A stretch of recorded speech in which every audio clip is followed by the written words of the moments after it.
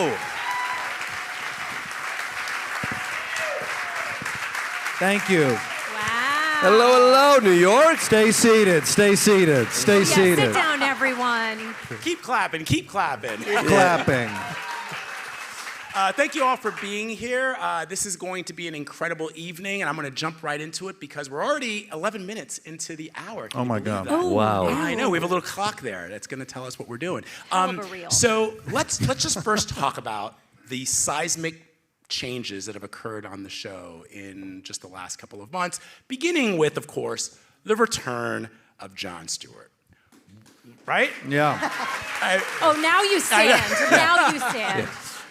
What's it meant to all of you to be back with him or to be with him, even if it's the first time that you're anchoring the show alongside him? Well, I feel like we're just so blessed that here in this country, it's nearly impossible to retire. Yeah. And we've really benefited from that. Yeah. Also, it's a testament that a white man in this country can work 1 day a week and still be regarded as having a full-time job, which I think is it's an amazing thing. God bless America. I can answer seriously if these two won't. Wow. Wow. Well, I had never worked with Jon. I think you two maybe. I don't know who has and who had. I never worked Only with Jon. Jordan. Only Jordan. me. Okay, great. So for me, I grew up watching Jon. I mean that as a compliment, not that he's old. And he inspired me to do comedy. He informed me. So the fact that I get to do pieces with him and sometimes sit at the same desk as him, it's a privilege and it's so fun. It's great. Yeah, it's cool to work with the person who invented modern American satire. And so that format, the format that we see. I wish I would have said that shit. So good. So good. You know, the guy and then the desk and then there's like a video above his shoulder. Like he basically invented Well, that's just the news, okay? Yeah. Just because you've never heard of Walter Cronkite doesn't mean that he was like, he's talking to a camera. Like, who thought about that, right? Only Jon Stewart. He invented TV. Yeah, it was great. He does a joke after it, which was groundbreaking. Oh, at the right, time. he does a joke after his groundbreaking. But it's also because he set the systems in place that we all have been working at for the last 10 years or more in the case of this guy. Then, so you see the guy who set who created the format, used the format, and you can see him at work and you see the command of multimedia and the show. So that to me is what's interesting, seeing Jon Stewart at the desk, is watching someone who has that much control over what he wants to say and how to tell that story, and he knows exactly how to bring the videos in. And yeah, just Should we do a sports metaphor? okay. It's like when Jordan came back to the Bulls. And they come back. Yeah, the second time. And I feel like the Tony Kukoc coach who was, all of a sudden I got to win a championship because Jordan came back. Oh, did that go over everybody's head? Yeah, because he was on the team for a long time and hadn't won a Correct, championship. yeah, and then- exactly, right. Thank If you. the Knicks were a more successful basketball team, there would be an easier reference here. But sadly, they don't quite have the history. I will say this. What was really interesting, because I got hired by Jon and looked up to him and taught so many things, I think. And then The Daily Show has gone through such evolution, like switching over to Trevor and the things we learned and got to do with Trevor. And then the last year and a half has been wild with rotating hosts, and I think the show has gotten stronger and more agile in so many different ways. But there was a sense of uncertainty as we kept turning these things over. And then when Jon came in, it was a surprise, but I think there was a sense of relief that we could all focus up on this big, important election that's coming up. Somebody who's so passionate about it and willing to share with us all. I remember we had a first meeting, and he kind of articulated something I think that we'd all sort of been talking about a little bit, but it was nice to have somebody who came in who had the stature to kind of say, this is what I'm interested in right now, let's do it. And he talked about, like, in this big election, it's important for us to focus on the climate and not just the weather. And in The Daily Show, we cover the weather, and that's what we're going to do, and we still do every day in and day out. But we need to be having the larger conversations about the climate. And I think when you have sort of a set situation for what this show is going to be for this next year, which we got with Jon, and to start to have those conversations, I think it elevated for all of us. Like, now we sort of know what we're aiming for, what our goals are, and we can kind of get to work. Fantastic. So you could see one of the things, you didn't need a moderator because what you just saw on One that more sizzle thing, I reel- just want to chime in. I have a question for you, Ronny. Yeah, this is just a union technicality, Vlad. Sorry. It's been like that my whole life. No, but you could see that not only do they have an incredible amount of fun on this show, that they meshed together so well as they were finishing each other's sentences and riffing off each other, which is why the show is such an incredible show every night. But to your point, Jordan, I'm throwing this out to everybody. This is an incredibly important election. How do you think about your responsibility to entertain, as you guys do so well, balancing that, if you even balance it, with speaking truth to power? I'm throwing that out for everybody. Responsibility to entertain. I mean, I am a comedian, so that kind of responsibility exists no matter if there's an election or not.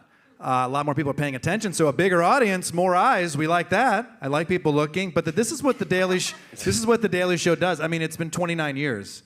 It started on a little TV network called Comedy Central, and now people watch on YouTube, I think. TikTok. This is what the Daily Show does. So of course we love more people watching because of a big election, but day in, day out, Monday through Thursday, this has been happening, and it will continue to happen. And I think it is, like, whenever you put yourself in front of a camera or in front of a microphone, like, you have a responsibility with the content that you say.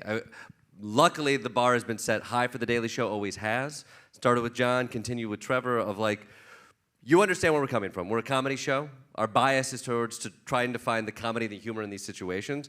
But The Daily Show is stacked with nothing but producers, fact checkers, folks trying to take this as seriously as we possibly can. Like, it's a serious job that we find humor within. And I think, like, part of what we're lashing out and frustrated with when we watch the news is the bullshit that we see there, and the propaganda that is there, and the manipulation that we consistently see. And so I think The Daily Show has found a format, and it's a great American format, satire, invented by Jon Stewart, as Ronny Chieng and Wikipedia will tell you.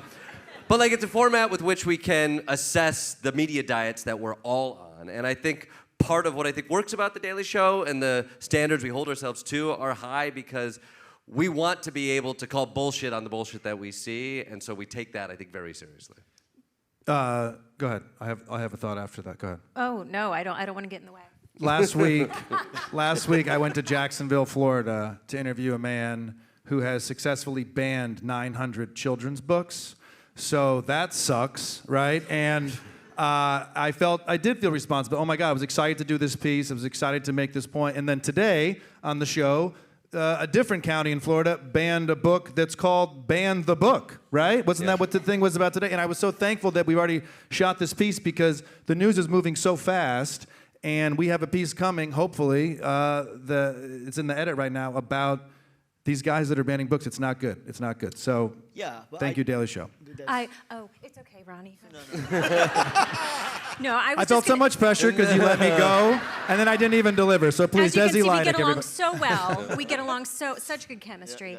No, I think whether it's an election year or not an election year, we are very much a point of view driven show. So our point of view will be a large part of what we do, specifically at the desk.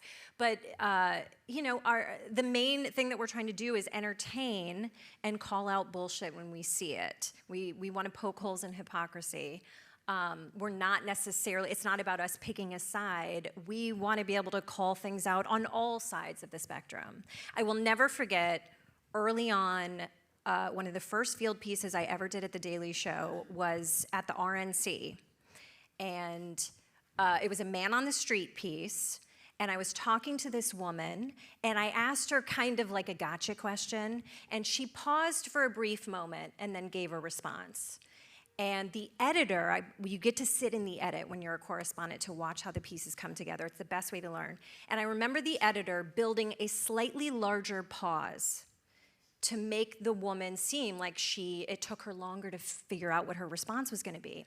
And the head of the department came in and watched that cut and said, "Did you build a longer pause in here?" And the editor said, "Yeah, I was just building it in for comedy." And he goes, "We don't do that here." And I was like, oh shit, okay. We're here to entertain, but we also try really fucking hard to tell the truth. In my pieces, we'll do all types of fucked up shit to make it funny. Yeah, he Frankenbites this shit. I just think it's important. I mean, Desi, you hit upon it, that it's important to say that part of satire is to call out bullshit, but we're not here to pick a side. And Jon Stewart kind of set the tone on day one. He said, we're not here to get someone elected. We're here to call it out as it is, And I thought that was a very important point as well, to just make sure that we're not here to, our allegiance is to satire and the joke, not to any, ideology, political ideology. As much as people, as much as people think that there is Sure, yeah. in watching it, but you're saying that that's not the case. That's not the case. Yeah. Not- And if not we had to from pick a side, it would be RFK Jr. I just think we love RFK Jr. if we're gonna put our weight behind anything, I think that's the one we all believe in most Our thoroughly. pony. Yeah. That's our horse. Well, one of the things that's been also interesting over the course of the last couple of months is to watch all of you from the news team actually sit at this iconic desk and anchor the shows. Sometimes you do it together. I know, Desi, you and Ronny are going to be doing it. It sounds weird when I say it that way. You're going to be co-anchoring together. Oh, yes, that too. But what is that like to go from basically in our world, in the news world, where you're like a field correspondent to now anchoring a show? What does that feel? Well, Jordan, you had a failed show before where you anchored, so how does it feel? Well, there's ups and downs. Sometimes you start something, and then sometimes it gets canceled. Is that what you want to bring up, Ronny? Yeah, it hurts, okay? Don't fly too close to the sun, everybody. It's hot. What is Wings that? made of wax. What is that guy passing out, walking up the stairs, passing Taking out? questions from the Oh, audience. it's questions. Oh, okay. What did you think? What did you think was happening, Mike? I thought it was Really? donations. Which one of them do you want me to punch first? I'm just trying to be aware. I will say, What was the question? I love being in the field. What is exciting about The Daily Show, what we do that no other late night show does, is we go there. Yeah. We are in the field, we're talking to people, we travel to rallies, we travel to events, we go out and we analyze the news and we confront it. And I think that's what's so unique about The Daily Show, and it's what's so fun and scary, and why sometimes you need security guards. But I think what has been an amazing challenge and freedom is to sit behind that freaking desk. It's scary, it's exciting, it's an honor, and it's a skill set that I think we're all quickly figuring out and learning. Again, The Daily Show, Jon talks a lot about and recently talked about what The Daily Show has done beyond create the content that hopefully you guys enjoy is also create what he would call a refinery. And essentially, we figured out a system at The Daily Show that can utilize time at its most effective, can utilize a really thoughtful group of individuals to get ideas out fast and quickly, and then can harness that and bring in strong personalities and points of view and articulate those. And so it's a big ask, I think, for us, at least speaking for myself. When you sit behind that desk, that is what you think about the world. And you think it with the rest of the people at the show. It is very much a collaborative voice that is being used. But you are asked to put your voice into that world, and you both have to have the confidence to think it's worthwhile because you're taking up people's time, and also to be humble enough to let your ideas be bandied about in those worlds, and to be discussed and honed to be as effective as it can be. And so I think it's exhilarating, it's exhausting, it's nerve-wracking, but it's so freaking fun. You feel privileged to be there, but then also dread that you're going to fuck it up. So you have to constantly be going back and forth between that. After one of my first weeks hosting, we had a meeting, all of us, including Jon, and he said, "How did you feel?" And I said, "I felt terrible. I felt like I was wearing my grandpa's suit on top of my father's suit." And Jon said, "If you want to see clunky hosting, watch me the first 2 years I hosted the show." I think he was being very nice to say that to me, but man, and we've talked about this before, it's a small circle of TV hosts. It's really nice when someone who's done it before you for so long and so well says it's tough, dude, stick with it, keep going. That's super helpful. So I think Jordan nailed it perfectly. Well, you can tell, when you look at the numbers for the show, which are up huge, the biggest number, highest numbers. Huge numbers. Huge numbers. Numbers Since love like me. Some people are saying. 2015. Numbers. People are saying. What does that tell you, Ronny, about the audience? Ronny, you're the numbers guy. Yeah, you're a number. This guy's a lawyer. He's a finance guy. He's a numbers guy. What does it tell you about this desire, this appetite out there that people have for your perspective, the perspective of the show, and what you do every night? I mean, the numbers are good. Forget the numbers. I guess. Like, people are watching you Big more than they numbers. ever have. I mean, there's a craving for someone to process the news for people in a comedic way. I think that's pretty clear. I always think that, like, of all the countries in the world, America, of course, should be able to support a daily satirical news show. If America can do it, who the hell can do it? We have the most talented comedians. We have freedom of speech. We have resources in show business. We also have the craziest politics. So, like, if we can't make fun of it, You're like, welcome. who else? Yeah. I mean, they wrote that a national election happens every 4 years. They wrote that 250 years ago, and we still follow that schedule. It's insane. France just called the national election yesterday. It'll be done in 3 weeks. You know, I mean, we still follow the rules written at a time when people died of dysentery at age like 24. Yeah, and so, but I mean, so the numbers, I think, show that people crave that kind of processing and that kind of someone to help maybe alleviate unhappiness in the news. But I don't say it's a bravado. Honestly, I don't even know what the numbers are because when I do the show, I feel like I'm doing it for us in the building. I'm not even thinking about. We're not watching, Ronny. Yeah. We're not. I'm doing it No. for no one in the Mostly- building. Yeah, we've I'm doing it mostly for gone home myself. at that Yeah, The point. reason I'm in the building is because you get Yeah. to print whatever you want. right. So yeah. We also desperately all want to know what Jon Stewart has to say about this election. I mean, I think America has shown that, and we desperately want to hear what he has to say. So we're riding those coattails, baby. Yeah. Let me ask you to take the audience into what, for you, do you guys pitch segments? Do you pitch a story? Or how does that process work? And as the follow-up to that, what is a piece or a segment that you've done that you're very, very proud of? I know you're going to say all of them, but is there one that specifically, you know, that you really, really are just really proud? And when you talk to people about what you do, you say, hey, check this out. Desi, why don't you start? Sorry. Mike, you can go after. First of all, I'll say Jon Stewart, I believe, is responsible for setting this up, that anyone in the building can pitch an idea. You can be an intern, you can be a PA, you can be a writer. You could be Michael Kosta. You don't even have to work at the show, and you can pitch an I'll see you tomorrow at the idea. morning meeting. I'll be there. We have an email pitching system, which is really, really cool. So best idea wins. A lot of the stuff that we do are ideas that we pitched. A lot of them are not. They came from our brilliant writers or someone else. And that, I think that really separates our show from a lot of the others, that it is that open of a forum. It's that collaborative. It's also incredibly respectful of everybody in the building that they all go to the same pitch email. So when you're reading emails that are pitches, everyone has the same worth, and every single level of staff member has gotten a pitch on the show. Wow. Yeah. It's really amazing and wonderful. And you know, I did a piece on gun ownership in Switzerland. Switzerland has more guns per capita than the United States, but they don't ever kill anybody when they're not supposed to. So I really love that piece because we're not going to change the Second Amendment. Sorry, everybody. It's the second thing that was written down. It was a pretty big thing for them. But you can own guns and be responsible. So I love that piece, and yeah, I love that piece. The day kind of starts at 9:30. Well, 9:15 a.m. For you, 9:30. The rest of us, 8:30 typically. Have you I ever always been walk there at in- 9:15? No. Have you Not ever one showed time up I at haven't 9:15? seen you in one morning meeting. When No, I'm just you're the host, kidding. you can fucking come in whenever you want.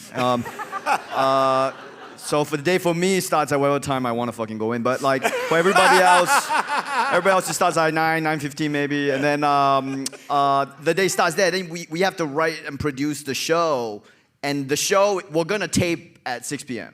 So you better have a show by 6 p.m. That is the cycle of the Daily Show. And like I think people don't. I know there were some people who couldn't believe that we do that, because I remember when I first joined the show, Comedy Central Asia, based in Singapore, would reach out to me and they'd be like, "Hey, so happy that you got hired on a Daily Show. We want to feature your clips on the Comedy Central Asia, whatever Facebook page was back then, whatever faulty platform is now, existed in 2015. And then they would tell me, but do you know something?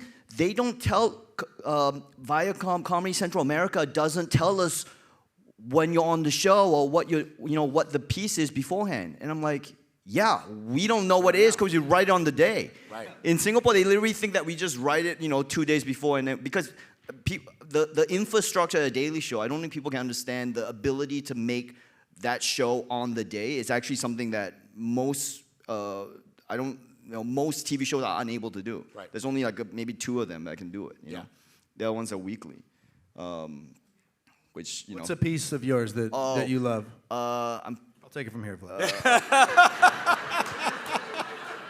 Also, to be fair, Vlad, aren't you on a television show that makes itself every single day for hours? We are. So I'm letting you guys talk. It's not about me. I was gonna say, they're like, this is the most revolutionary thing we've ever done. Yeah, we make a show every day. Every day. How many hours are you on every day? Who else does Vlad? that? No one else does that. Hours. Nobody. We revolutionized television. I'm just sitting here. I'm like, I mean. Wait, can we just acknowledge the fact that we very much look to your show for excellent reads all the time? When we need an excellent read of something, we go to you. I mean, thank you. I'll And take it. Yes, truly. It's our favorite show. I don't know why. And all also the- experimenting with duos, we go, how would CBS Mornings do it? We do, truly. I want to hear everybody's piece. Yeah, Yes. Ronnie, you were. Ronnie, what's Desi, your you I want to know hear what yours too. I don't think you Yeah, said it. Kosta jumped in. You kind of stepped on Yeah, it. Were you you kinda- feeling I that? wanna go last. Yeah. Okay.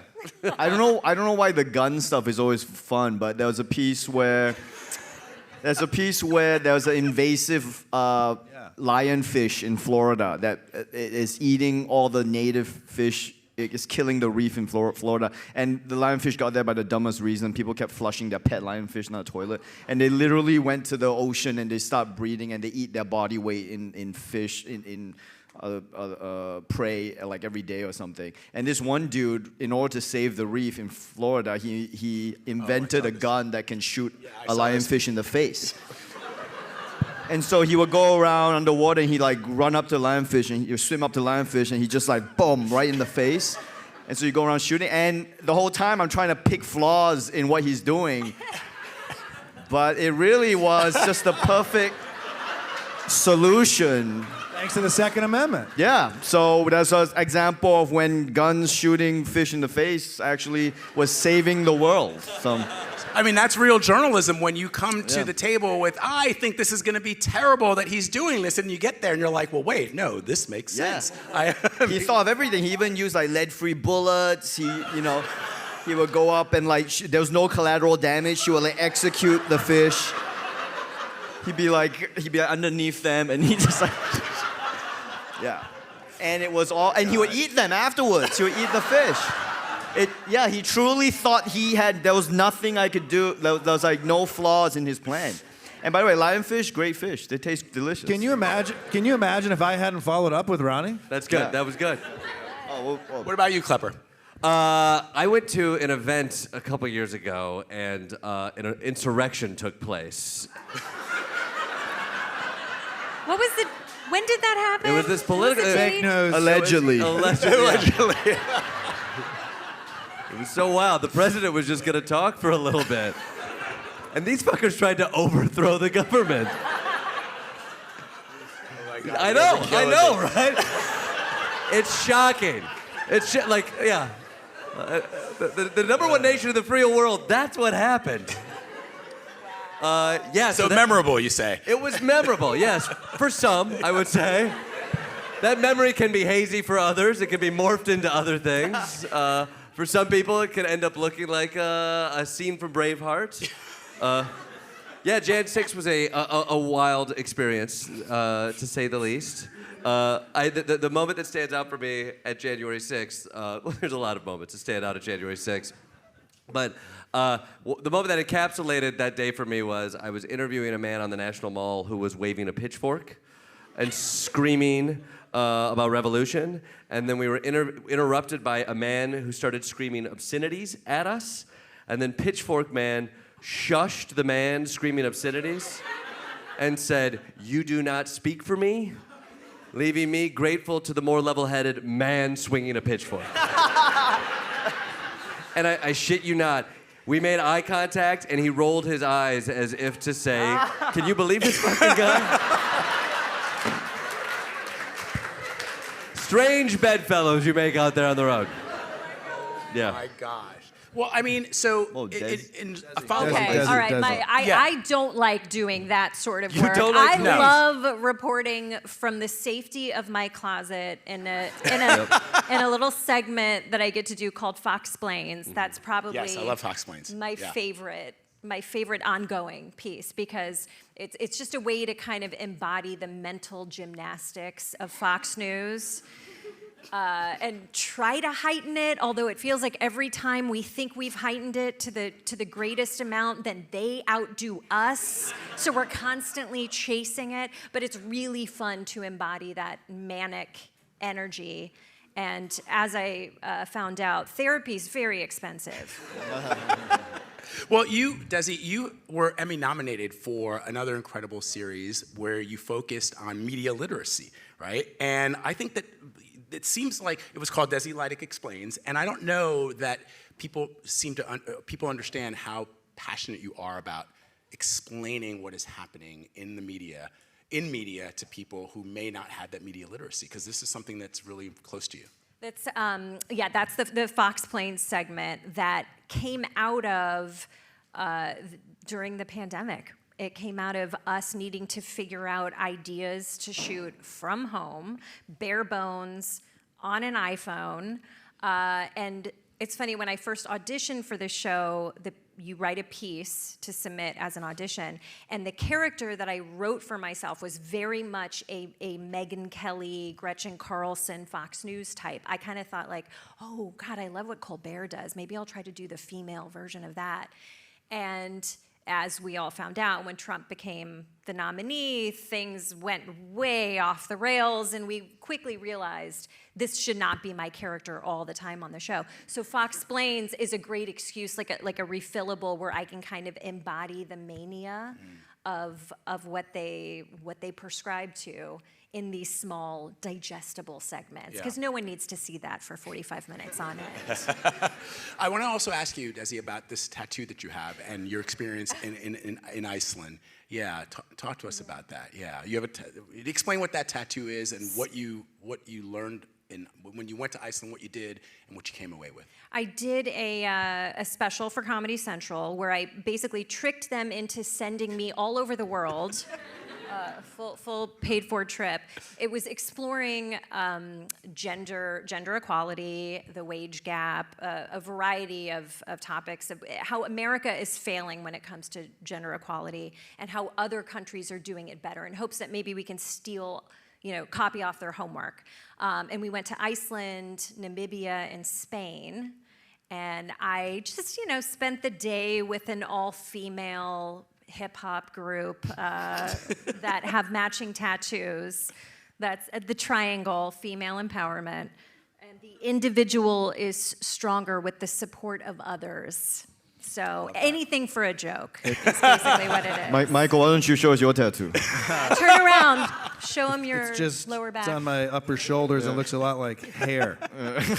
And from all of my field pieces, I have a bunch of Proud Boys tattoos and 3%ers. Right, Yeah, hooded, like a guy in a hood. Yeah. Then you can say hang out with much cooler people.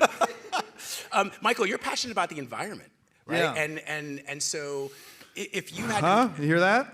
Yep, you're welcome. The environment, New Yorkers, we'll it's hide trees, it's weeds. He's so it's passionate, the that's why he's cloud- using plastic water bottles right now. Oh shit, I shouldn't do that. Water in particular, which is embarrassing that I am using plastic water. But that's actually a good point. I did this big piece when I hosted in October about how the one thing that we can all do that's pretty easy is just use a reusable water bottle. It's like, we hear these doom and gloom environmental stories, but actually if we all just did that, it would be really big. And we posted it, and I was very proud of it. And then first YouTube comment was like, "You're using a plastic water bottle on set, asshole." So I was like, I'm a Michigander. We're surrounded by the Great Lakes. I think it's all about water. I think we can talk about news and electoral counts and January 6th, but if there's no water, we can't be racist or sexist. We got forever chemicals in the water. We got microplastics in the water. One of the stories we didn't do the last week I hosted was that they were testing men's testicles. There's microplastics in men's testicles. It's fucking nuts, everybody. And Vlad, I'm glad you got me started on this. Can I just take a second? I knew this was gonna happen. This is I threw it right out there. Water. We're gonna compete. Water. We're competing for water in 20 years. Water. We're all And gonna how be many competing. questions in the next presidential debate are going to be about water? I mean, none. Zero. Great. Thank you. On that note, no. And do I have a tattoo? No, I don't. But I drink a lot of water, and I piss. Believe me, I piss. Oh my gosh. Ronny, I want to ask you, first of all, I was telling Ronny backstage that I went to see him perform at Radio City Music Hall. If you haven't seen his stand-up, you guys seen him do stand-up? If you didn't see it, I'm doing Beacon in October, so same show. So there you go. But you're all incredibly busy, but for you, Ronny, how do you, juggle doing stand-up, doing movies? You were hilarious in Crazy Rich Asians. Oh, yeah, it's called. Yeah, right? Oh, Like, thank come you, on. thank you. Thank you. I just have work ethic. That's so generic. That's too generic. I'm the Asian guy. I got a work ethic. Like, I think there's something to that, man. Like, I'm not from America. No, I mean, immigrant work ethic, there's something to that. Like, to come in the country, thank you. Right. Thank It's you. just the Asian people clapping. I'll take it. To come in the country, I had to prove I had extraordinary ability. America's words, not mine. So, when you come here... That's the visa you have to do? Or yeah, something? it's the extraordinary ability 01 visa. And It's also what Trevor asked you right at the top, too, right? Yeah. I think part of the reason I wanted to come here so badly to do comedy. So when I came on the show, it was like a dream come true. And so every day was just like, it continues to be a dream come true. I'm at the show. I can't believe I'm working there. I can't believe I get to work with talented people like Michael Kosta. And I can't believe I can't believe I get to do stand-up comedy in New York City. So it's just like, it's not even work. It doesn't feel like work. It's just every day. It's like a dream. It's like living a dream. but so I will play into the stereotype a bit. I'm a first-generation American. We were talking about this backstage. Like you have a law degree. You studied finance, and I was saying to you that oftentimes for people like us with parents who are immigrants, and they want you to. They don't care what you're doing with your comedy. Like I used to tell my mom, I want to be a journalist. I want to be a writer. She goes, oh, that's a nice hobby. You can be you do that in your spare time, but you got to go get a law degree, and you got to be, all these other things. And at the end of your stand-up, you talk about your father and how you never thought that your father was paying attention to your stand-up. Well, thanks for spoiling the show for Yep. that. Yeah. Sorry. Yeah, This is what you get at the 92nd Street Y. Exclusive content. No, sorry, but I don't want to give it all away. No, please. But you're just talk to me about like the notion that you are this comedian who probably didn't set out to do that. What was that? Somebody's watching a video of us when we're right here. We're right here, and That sums up the media marketplace right now. We're literally right in front of your face, and someone's watching us on TV. I want to watch a video right here of the same people. of these same people. Yeah. What was the question? Is your dad proud of Is you? my dad proud of me? Basically. Man, you gotta ask him. But yeah. No, the question was oftentimes there is an expectation for people who are the children of immigrants to do things that are not seen as frivolous. In the eyes of many, like my mother, for years and years, I worked on Wall Street, and she was like, I don't know what he actually does, but I know he makes a good living. They don't pay attention in the way that I think American parents are fully invested in the lives of their children. They know every single detail about what they're doing. You're out there like selling out places and yeah. Asian parents love their children more for sure. I don't know. I was. Did you feel compelled to work your ass off? Sure. Because you came here. yeah. Because when I met you in Australia, you were like 12 years old. You had pimples all over your face. You were asking me comedy questions. Is that really? That's a true story? And then I blinked, and he's selling out Radio City Music Hall, and I go, Yeah, well, Fuck I met, this guy, you know? I met Michael Kosta years ago. He was headlining in Australia. I just started doing comedy. Yeah, he was this And, little punk, but he yeah. was eager. He asked a lot of questions, and then here he is. So yeah. But yeah, I don't. What was the question? So my parents. Jordan, You'd you're think he'd be next. smarter than this for being so successful. This is why you need a bunch of hosts in case one doesn't work. Exactly.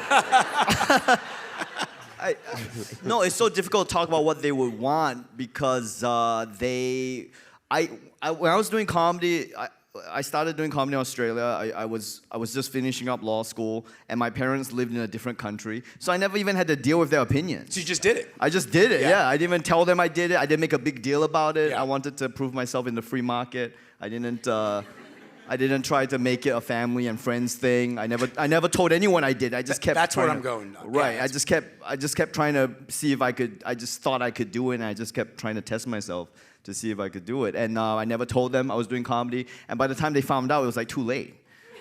So say anything to you. Yeah, they did. They didn't. They still don't know. I don't even know if they know. Yeah. I still haven't told them that they do it. Sometimes they see me on TV. They're like, wait, what's I he was like, doing no, there? that was someone else. Yeah. Amazing, But, amazing. yeah, but they want super discouraging. They want super discouraging. They were like worried for me. They were like, but they weren't discouraging. But they were like, you know what? Because this isn't a profession in Singapore. Right. They live in Singapore and in Malaysia. This is like they had no concept of like get on a show. Say fuck you to the president every single day, and you won't go to jail. You'll actually get paid for it.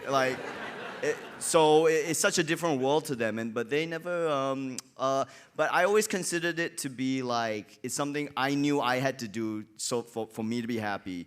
And I think that all parents, regardless of race, Asian or not, they want their kids to have a better life than they did. And implicit in that is they want their kids to have a happier life than they did. So even if in the short term, if they don't agree with your decisions, if in the long term you as a person are happy, they will come around. Because the thing that your parents don't want you to be, I'm telling you, is they don't want you to be in middle life, whatever age that is, in your 40s, and unhappy at your career. That's what they don't want.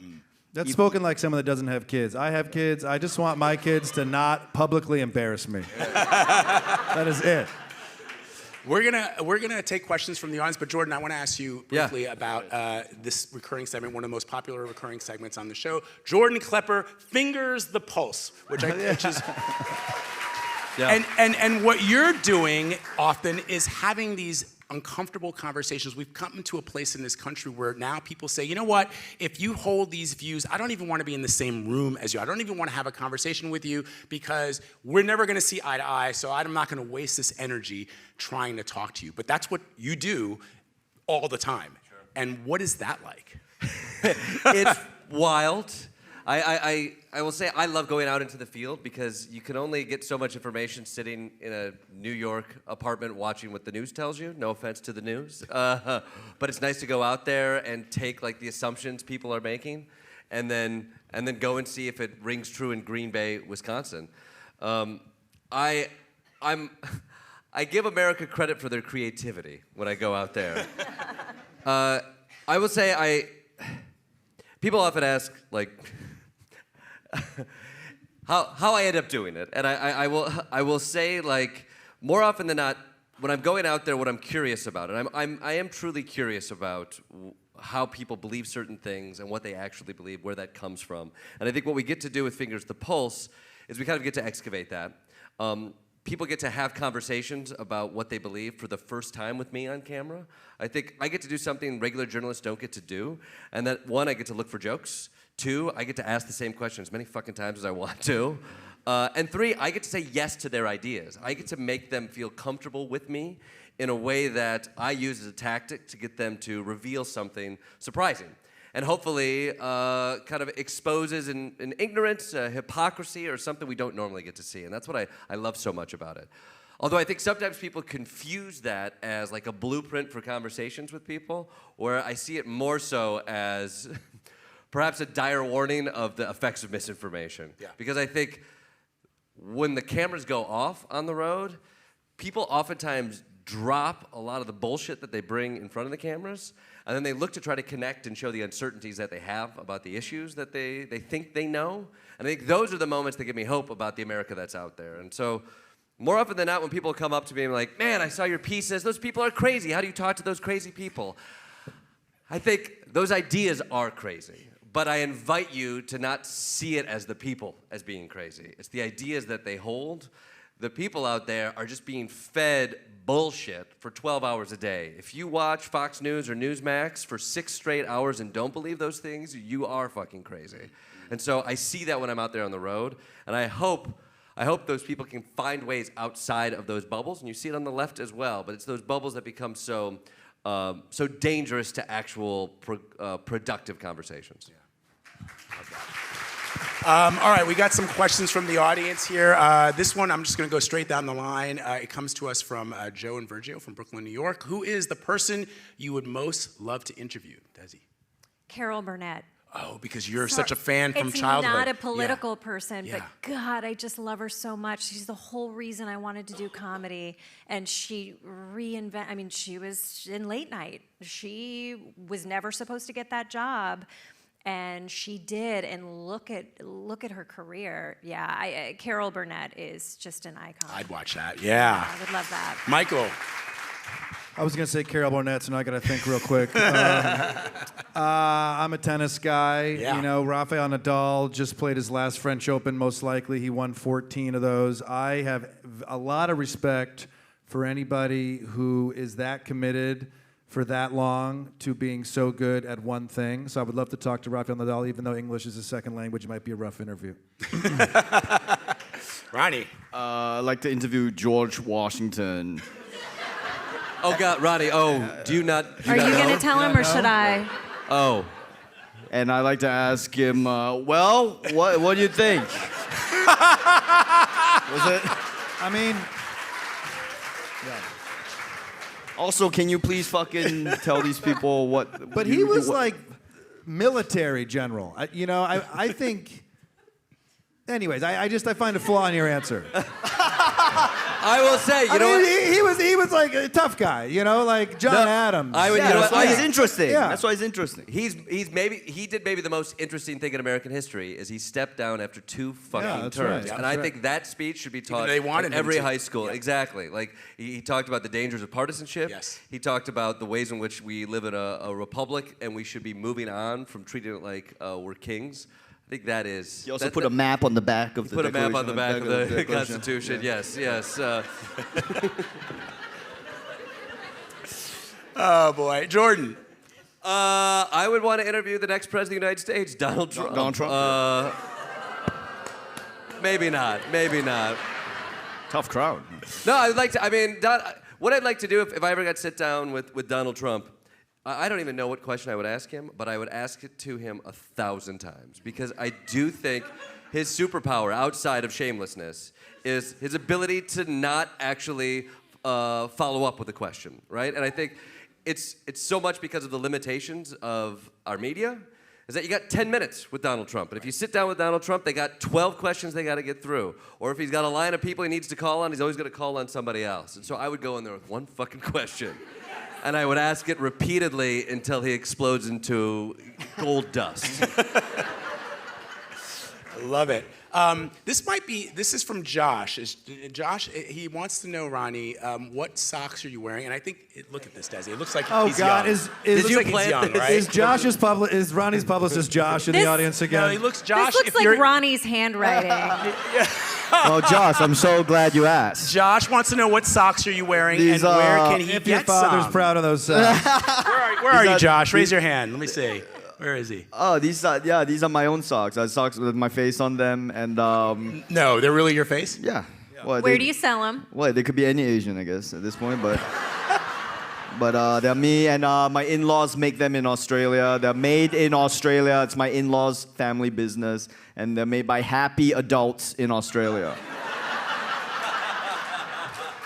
Well, usually they're happy. Sometimes they're a little tired. They're but at least a generally base happy. length Yeah.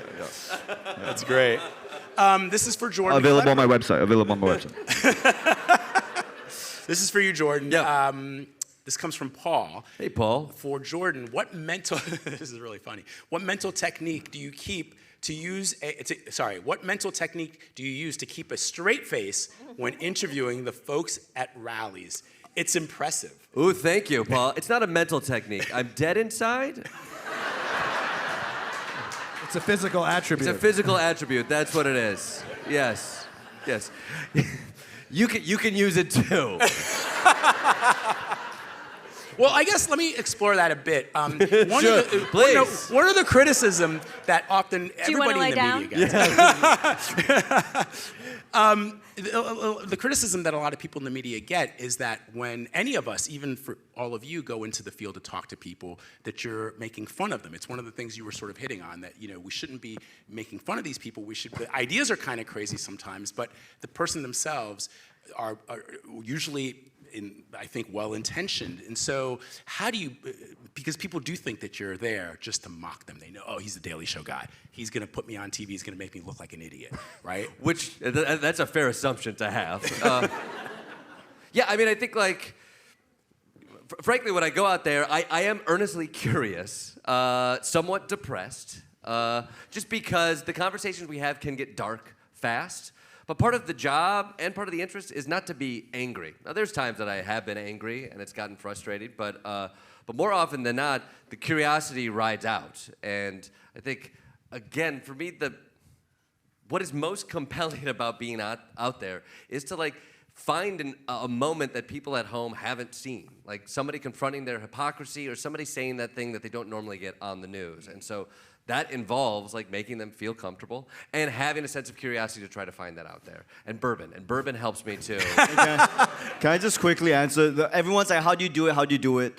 He's too humble to say it. It's because he's a world-class improviser. This guy is in the top 1%, 99 percentile. There's not a legendary improviser that you know or heard of who hasn't been taught by him or has worked with him.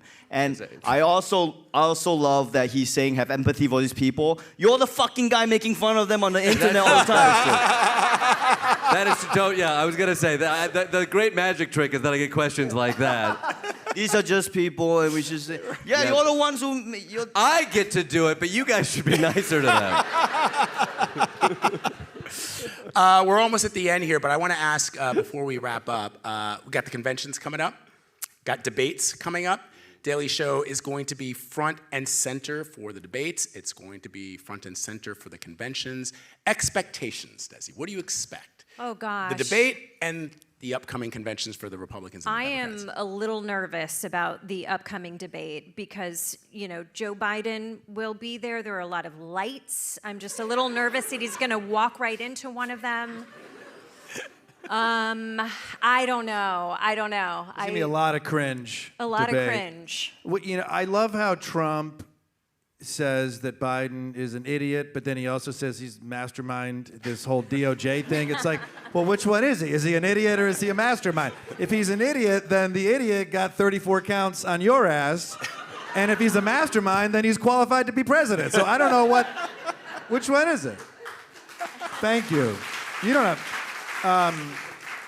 this is going to be the most cringeworthy debate we've ever had in American history.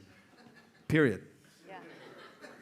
I think what's going to be interesting about the debate is I think it is going to be cringe and depressing. But I think a lot of America hasn't watched Donald Trump talk for 2 minutes straight. We've seen clips, but if you go to a rally, like, one, they're underplaying. He's energetic and he's interesting and compelling. It's going to look very young compared to Joe Biden. But 2 minutes of Donald Trump, he can't keep a thought in his head for 2 minutes. And I think that will be surprising for a lot of people, or at least people will start to remember, oh, it's not just he went off on that rant on sharks. Like, if you watch that rant on sharks, watch the 2 minutes of it. Like, he talks about 5 different things, And so, like, I think there will be, we will remember, like, oh, right, Donald Trump is also old. He's wild in ways that we often don't understand or see. And I think we're going to see what Joe Biden does with those moments. I think he has his work cut out for him. But that's the fucking job. Yeah. The job is to be able to communicate to America. And if you can't do a debate where you can communicate the way in which you see America's place in the world for 2 minutes at a time, then fucking we should all move to Canada or there's not a good country to move to right now. But I think what pisses me off is that we think about this, and it is true. I think we're all like, oh, I hope they can make it through 2 minutes. Yeah. Right. 2 minutes. We should expect more from our politicians, and hopefully we will be pleasantly surprised by what we get. This has been awesome. But before we go, I want to just say, not only are these folks incredible, they are also part of a team that is incredible. There are a number of folks who put the Daily Show together here tonight. Jen Flans, your executive producer, your showrunner. Jon, of course. Shit, we should have been saying this stuff. Shout out to Jen. Should you guys be saying how awesome they are? The producers. I mean, we say it before we host the show, but there's 240 people in the office who make the show happen. Ronnie. Sound guy. Yeah. Well, You know what? Let's stick around. We're going to name all the names. Jen Flans. No, because what's fascinating to me is, for example, Jen has been on the show since she was practically like an intern. Mm-hmm. And so what that means for you, the audience, is there's a continuity and there's a level of expectation that the folks who help put the show together bring every single night. And that's what people are seemingly responding to. I don't know. That's the way. What do you guys think? Oh, yeah. I don't know. No, the institutional knowledge at the show is truly one of its greatest strengths. There's people working there who've been there since before Jon Stewart. There's editors who've been there that long. So when you work with them, you can see everyone has a shorthand. Things get made before you even complete the thought. It's like a dream. Yeah, I talked to today the person who is the ultimate fact checker at The Daily Show can tell you about the first day of The Daily Show with Craig Kilborn. Wow. And we were having that conversation just the other day, and I think it's part of the reason I'm sure Jon came back. I stepped away from The Daily Show for a little while and came back, and I think crawling back. Yes, drawn back for the health insurance specifically. But we're very lucky. I mean, I think like in the entertainment industry, the TV industry, there's very few things that sustain for a long period of time, and I think the people who are there have been there because they care about it. There's a no assholes policy over The Daily Show, so you can't be an asshole because there's too much freaking work to do, but they care, and so I think a lot of the stuff that if you like the show, it's a reflection of the people who have been around and continue to make that show. My first year there, I would get in an edit bay, and the editors, I have such a thing for the editors there because they save my ass so many times. And they'd say, Mark Payon would say, hey, you want to watch John Oliver's first field piece? And I'd go, yeah. And I would sit there and I'd watch John, then I would watch Steve Carell's first field, and then I'd watch Stephen Colbert at the desk first piece. And it's like, holy shit, I'm getting a PhD in comedy, you know, and I'm on the show. So, and those are the editors that edited the pilot for The Daily Show. It's pretty amazing. They're still there. Yeah. Incredible. Colbert had an email that he sent to Rob Riggle when Rob Riggle first started the show, and he wrote down 10 pointers of how to go out and make a great field piece. And that email has been passed around to every single one of us since. Wow. So it's like this. If you don't forward it, you get cursed. You get cursed. You have to forward it to 5 10 people. 5 people that you know are gonna die. That is awesome. That's the institution. Like, that's the history behind the show. And a lot of those things have remained in place. Where's that email now? I have it printed. I have it printed, but I don't know whose inbox. Do you have it in your inbox? I got it in my inbox. I just sent it to the new guys. I just sent it to, I sent it to Josh and Grace and Troy. Someone had to do it. Yeah. This is The Daily Show news team. Desi Lydic, Michael Kosta, Ronny Chieng, Jordan Klepper. Thank you all very much. Thank you. And thank you to Vlad. Thank you, Vlad. Thank you, Vlad. Thank you, Vlad. I'm in awe just like you guys. Thanks for watching the show. Thank you, guys.